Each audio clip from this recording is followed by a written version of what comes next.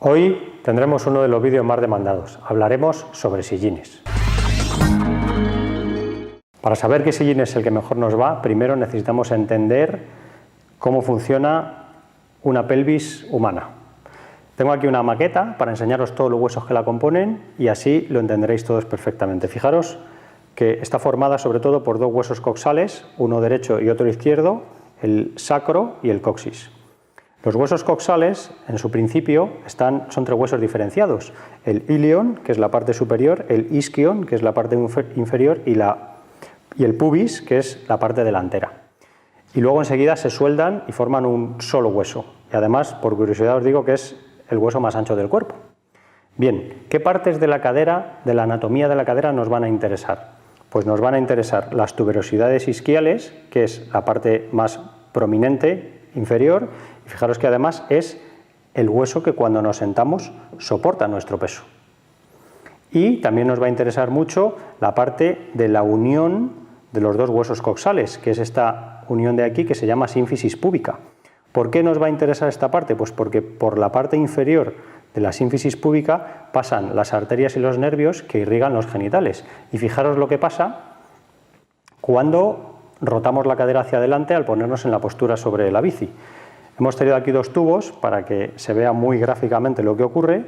Uno podría ser la arteria pudenda, que es la que irriga toda esa zona, y otro un nervio que también va a esa zona. Y fijaros qué pasa. En cuanto rotamos la cadera hacia adelante, el propio hueso pinza la arteria y el nervio, con lo cual perdemos riego sanguíneo en la zona genital y esto nos puede provocar adormecimientos y molestias, y si lo llevamos al extremo, pues problemas mayores. Se ve, ¿verdad?, cómo el propio hueso pinza. Esto es lo más importante que os vamos a enseñar hoy. ¿Qué ocurre si lo hacemos sobre un sillín? Si lo hacemos sobre un sillín tradicional que tiene esta forma uniforme, pues claro, las posibilidades en cuanto rotamos la cadera hacia adelante de que se pincen, pues son muy grandes. No significa que estos sillines no valgan y sean malos. Según la anatomía y la postura de cada uno, le pueden ser cómodos. Pero tenemos dos soluciones, que son las siguientes. Sillines con una oquedad pensada en el centro para superar este problema o un hueco completo. Si os fijáis, si el sillín está bien hecho, la oquedad ayuda a que, aunque nos vayamos hacia adelante, el pinzamiento sea mucho menor o directamente ni exista. Y lo mismo ocurre si tenemos un hueco completo.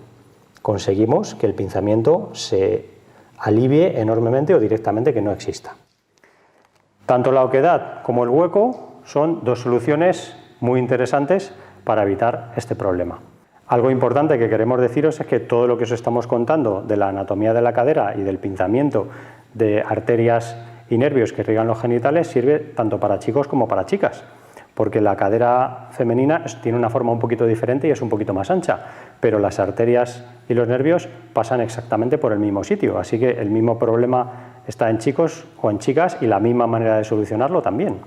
Bien, vamos a volver ahora a las tuberosidades isquiales. La medida entre las tuberosidades isquiales es una medida muy importante para poder elegir un sillín que nos vaya bien. ¿Por qué? Pues porque hay medidas en los sillines que se van a adaptar a la medida de nuestras tuberosidades, de la distancia entre nuestras tuberosidades isquiales. Specialized fue la primera compañía que pensó en esto y empezó a desarrollar el mismo sillín, pero en diferentes medidas y un modo de medir esta distancia que ahora os enseñaremos.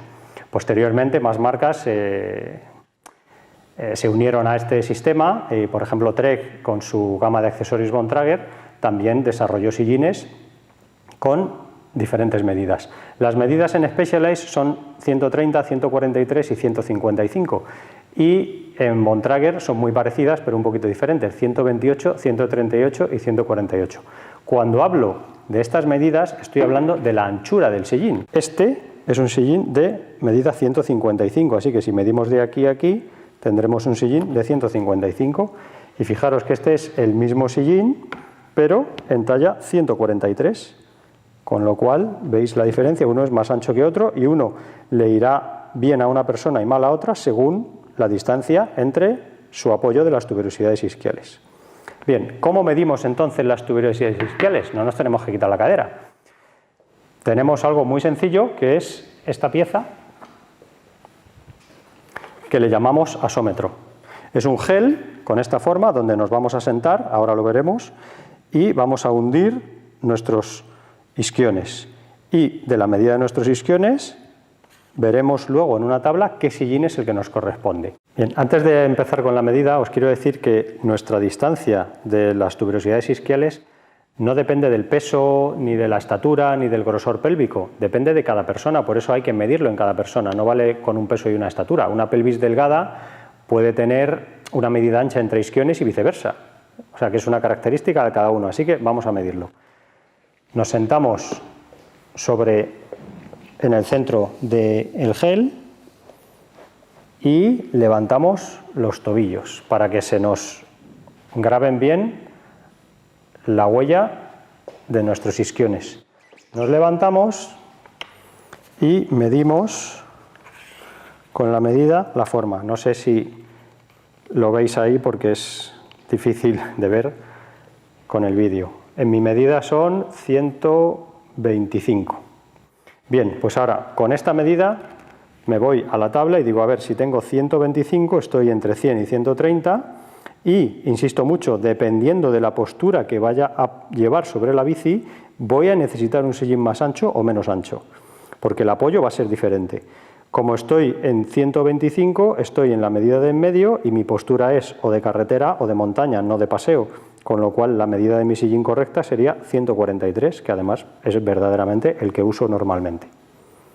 Con esta tabla y esta medida sabréis cuál es el sillín que mejor os va en cuanto al tamaño del sillín y poder elegirlo correctamente. Entonces, ¿cuál es el mejor sillín? Pues no hay una respuesta concreta ni sencilla, porque depende del tipo de ciclismo que hagamos, de la postura que llevemos sobre la bici y de nuestra propia anatomía, como os hemos enseñado. En el próximo vídeo os mostraremos diferentes tipos de sillines para que conozcáis las diferentes características de cada uno y podáis elegir cuál es el que más se adapta a vuestras necesidades y características. Y nada más. No olvidéis darle al me gusta si os ha sido interesante y suscribiros para estar siempre a la última. Nos vemos en el próximo vídeo y gracias por escucharnos.